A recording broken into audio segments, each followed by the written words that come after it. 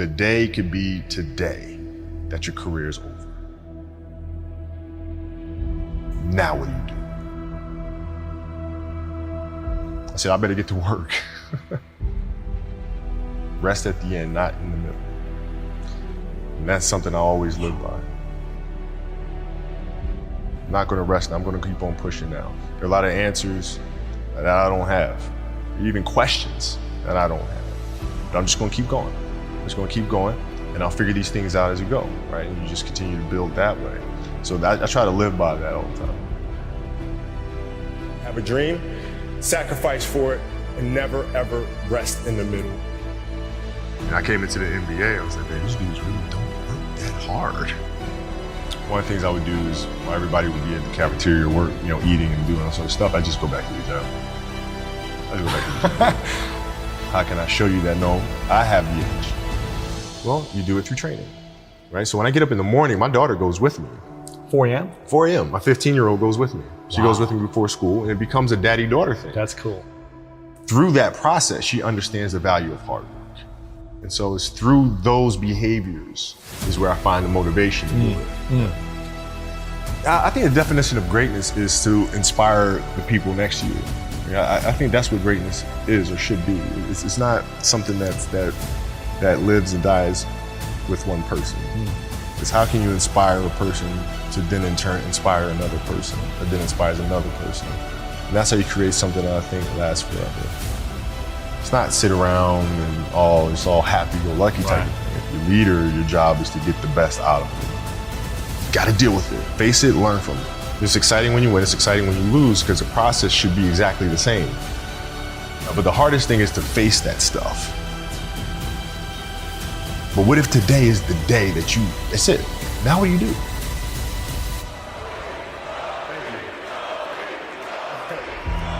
What can I say? Mamba out.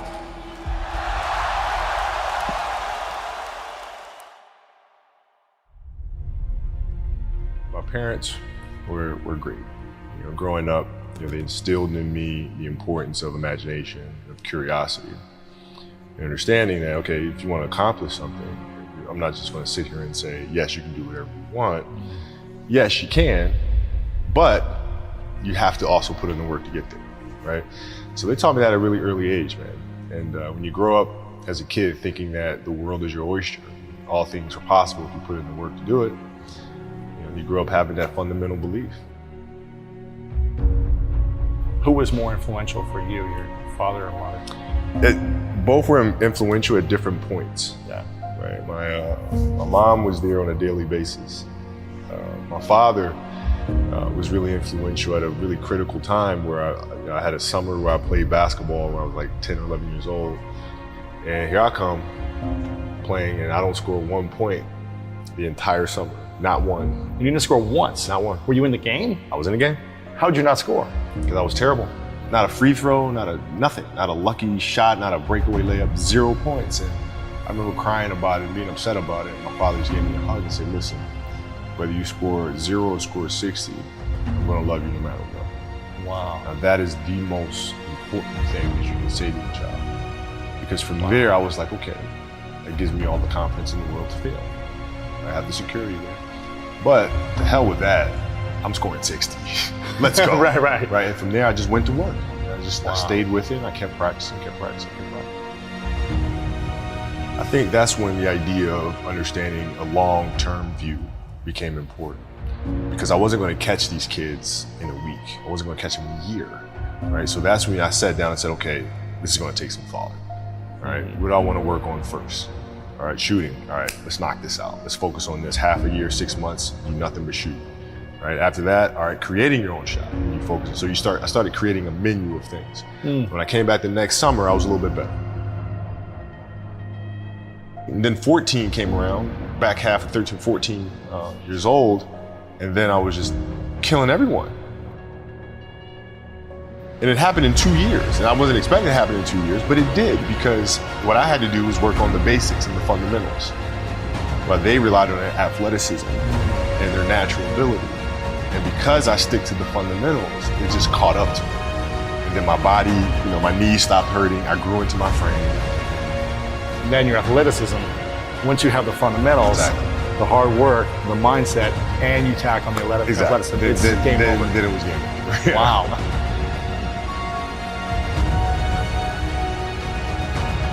The love of the game, the challenge. Like I would watch Magic play, I'd watch Michael play, and I would see them do these unbelievable things, and I'd say, you know, can I get to that level?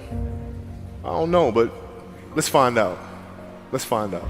And so that curiosity to see where I could push this thing led me down that path, I think.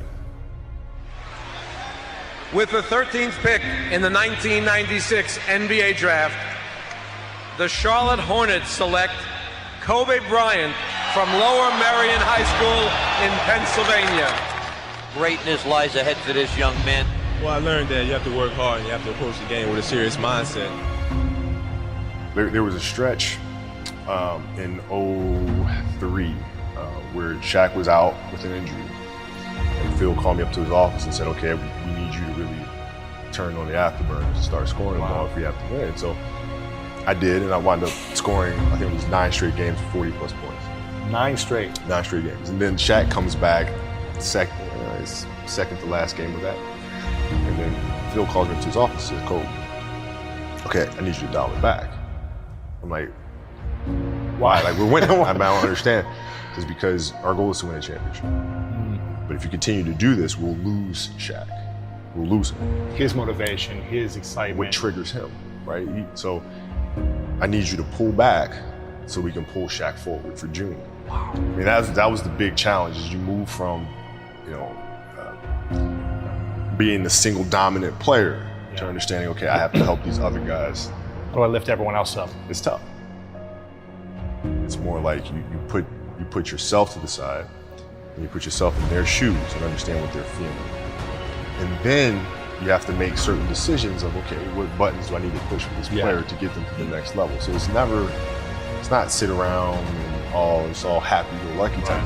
The leader, your job is to get the best out of them, even if they may not like it at that time. He was very demanding because he expected everyone to put in the same effort as he was, and that was unrealistic. You're not behind me, you're not in front of me, you're right there parallel with me. Practice was very competitive right away. You know how Kobe is. We was jawing, we had it going sometimes. He didn't let me slip a lot. Times where I get ejected or about to get a technical foul or going off the deep end, he would be there to, set me straight a lot, which helped me out a lot. So we get in the timeout, and he's like, hey, I'm open. I'm like, okay. And so we go out, and same thing, hey, I'm open. Okay. There you go. Come back in, hey, dude, you got to throw me the ball. I said, man, fuck that. Get it off the rebound if I miss, bro. Listen, I don't deal with people that don't commit at that level, but then act as if they do. The running joke, or he doesn't pass and all sort of crap. I mean, that's okay, but I'll take those 5 rings. I'll take 5 of them.